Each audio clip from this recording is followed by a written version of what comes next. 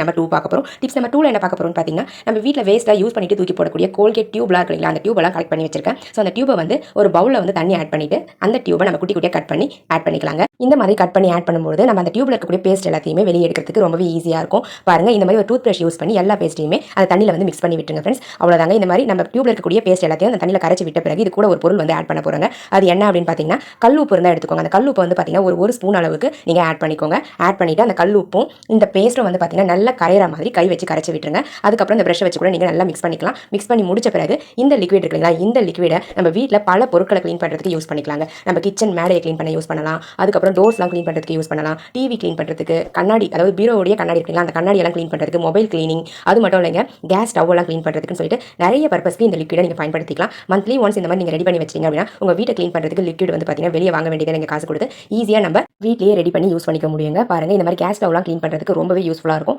பளிச்சுன்னு வந்து ரிசல்ட் கிடைக்குங்க. உங்களுக்கு தேவைப்பட்ட நீங்களும் இதே மாதிரி ட்ரை பண்ணி பாருங்க ஃப்ரெண்ட்ஸ். இப்போ நம்ம சப்ஸ்கிரைபர் எல்லாருக்குமே ஒரு பெரிய ஹாய் சொல்லிக்கலாங்க. ராஜன், ஜஷ்வந்த், அன்னபூரணி, கனகவல்லி, தாரா நாகராஜன், மோகன், திவ்யா, ஜஷ்வந்த், மேனகா, இவங்க எல்லாருக்குமே பெரிய ஹாய் சொல்லிக்கலாங்க ஃப்ரெண்ட்ஸ். ஓகே ஃப்ரெண்ட்ஸ், இப்போ நம்ம வீடியோக்குள்ள போகலாம். பாருங்க ஃப்ரெண்ட்ஸ், நான் க்ளீன் பண்ணி முடிச்சிட்டேன். ரிசல்ட் எந்த அளவுக்கு பளிச்சு இருக்குன்னு பாருங்க ஃப்ரெண்ட்ஸ். தேவைப்பட்ட நீங்களும் இதே மாதிரி ட்ரை பண்ணி பாருங்க. ட்ரை பண்ணி பார்த்துட்டு ரிசல்ட் உங்களுக்கு பிடிச்சிருந்தது அப்படின்னா மறக்காம இந்த வீடியோக்கு ஒரு லைக் தட்டி விட்டுருங்க.